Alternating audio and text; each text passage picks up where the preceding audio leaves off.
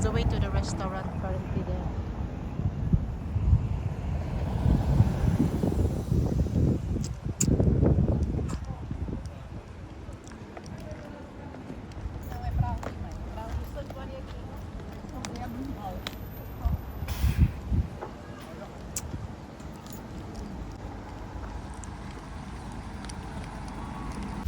I have to remind you that Fatima, without the I, Fatima, was the name of the eldest daughter of Prophet Muhammad. So if there is a link, I don't know. But I do know that Fatima or Fatima means lady in paradise, the name.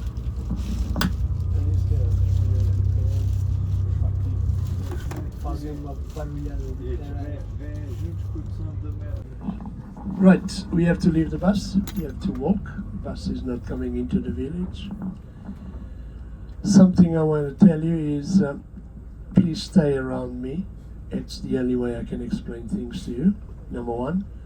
Number two, do not come back to the bus because the bus will not be here.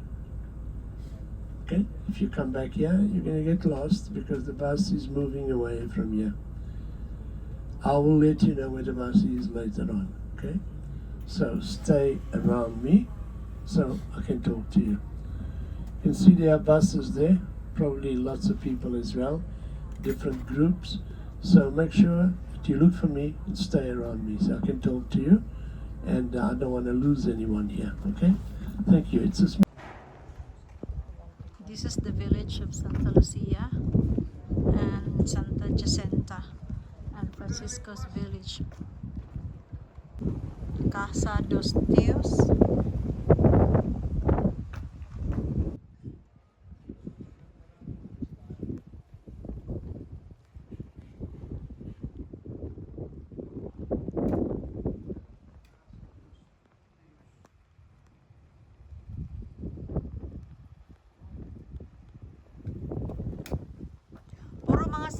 Tingnan mo, mga bato-bato lang inano nila eh. Yung malalaking bato. Kaya nga. Ito yata yung figs, Daddy? Ito ba yung figs na ano? Prutas? Hindi?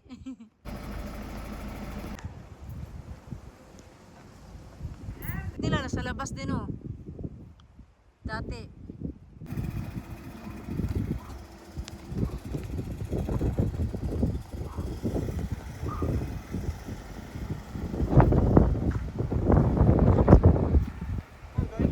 The inn of Santa Lucia, Jacinta and Francisco's village.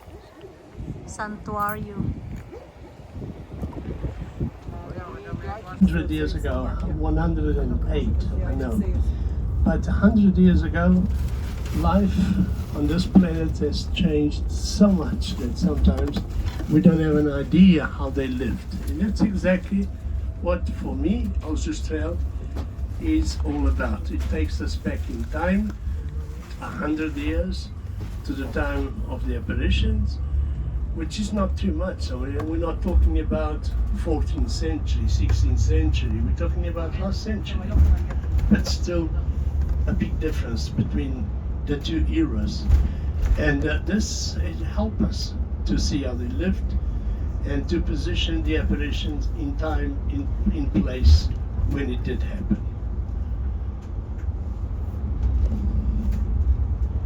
As I said to some of you, I mean, rock is the most common thing you find in a mountain, and that's why they had stone houses, because it was the cheapest way of building a house.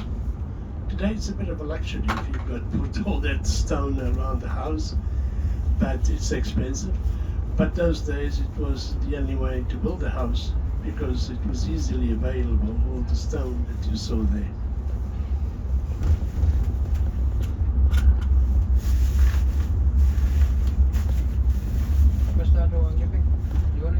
They sometimes, as I said to you, people say, oh, they were poor. I don't think they were poor. If you have properties which you can feed yourself, you can feed the family, you are almost self-sufficient. You're not dependent on anybody. You don't work for anybody. You work for your own family.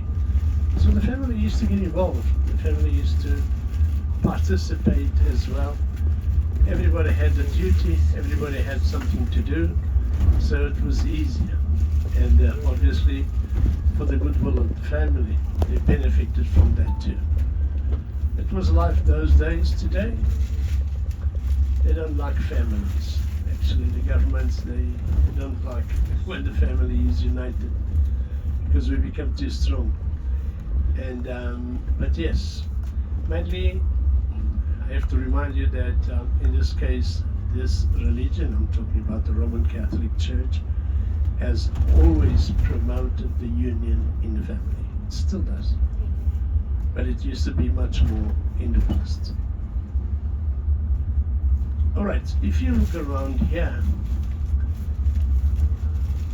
and if you look ahead to the left, you can see this part of Portugal. This is the center of the nation, more or less. This is much greener than the Algarve. Algarve is it's a semi-dry area. Okay, we don't have much rain.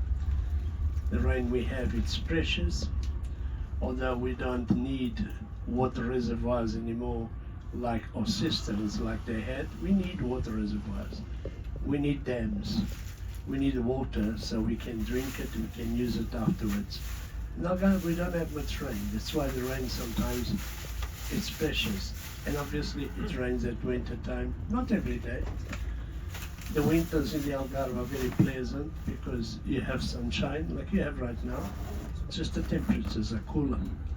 But you have rainy days too. That's when we don't have the sun. But if it's not raining, which it doesn't happen every day, you know, it's sunny normally in the Algarve, not here. Okay, so here there is much more rain. It's cooler as well because you're on top of a mountain. I'm not saying it's extremely cold. That's not what I'm saying. It's cooler than the Algarve, but the difference is the amount of rain. So you have more green, obviously, more trees, more little forests or small forests around here than what we have down there. Actually, the northern part of Portugal, and this is not the north yet, the more north you go, the greener it gets. You're going to start having mountains, like we have one here, but at the north, lots of mountains with small villages in the valleys, in between the mountains, which is extremely pretty. If you like landscape, I have to tell you, although I live at the south, the north is much nicer. Why? Because, and cooler as well, and the winters are a bit colder and much more rain. But that's what gives them the beauty of the green. It's very green, the northern part of Portugal, very green. And we have to remember that Portugal as a nation, it started at the north, and then they conquered all the way down to the south. And I'm talking about the 1100s, okay, 900 years ago. So that's when they start conquering and building the country we have today. But it started at the north. So basically it is at the north that you see most of the monasteries, the palaces, the royal tombs, everything. It was at the north and then extended to the south, but initially it is at the north. So if you like culture, monuments and so on, the north is also fantastic, really nice. That's where the nation started. That's where most of the nobility had their palaces and had their lives was at the north. Only afterwards they came southwards.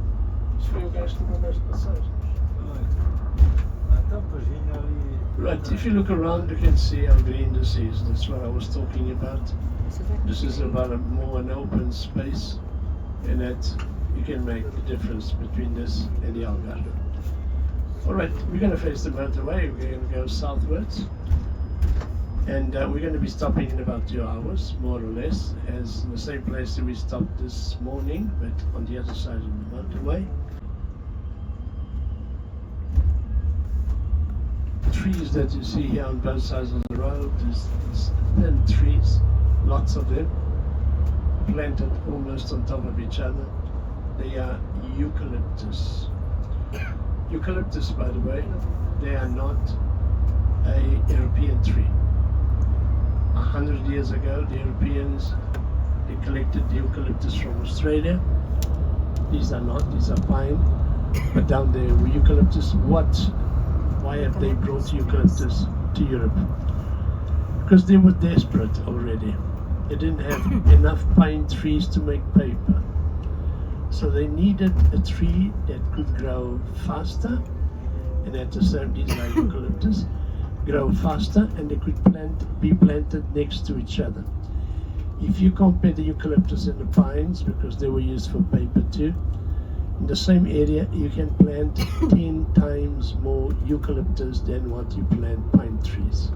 So 10 times more, it's adding a 0 at the end of the number. And then how long does it take? That's also important, because you've got to sit and wait for the tree to grow until it chops off and plants a new one. Eucalyptus, these ones on the right, they take 3 times less than a pine tree. So it's not just 10 times more, it's times 10 and times 3 afterwards. Because while a pine tree grows, you can have 3 generations of eucalyptus. So it grows, you chop off, plant again, it grows, chop off, plant again, and it grows, and then the pine is ready. So as you can see, that's why we have eucalyptus in Europe. It's not the most friendly tree, because it's used to another continent and it destroys the ground. It destroys the ground. 6-7 generations of eucalyptus and the ground is gone. Okay? You cannot use it anymore. It's like sea sand. It's like desert sand. So yeah, for the sake of paper, because nobody wants to run out of paper. Let me tell you that. We are surrounded by paper. Everything is made out of paper. It's not just the serviettes, it's not just the toilet paper, it's not just the printing paper, it's paper everywhere, the labeling, everything is paper. Paper bags, paper this.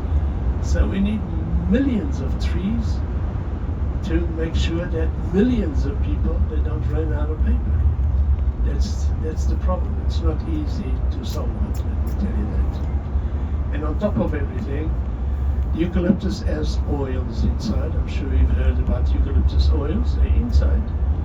And if you have a forest fire, eucalyptus makes it much worse, okay? It just, it feeds the fire. So when the fire brigade gets to an eucalyptus field, they don't get inside, they wait on the other side, because it's hell inside.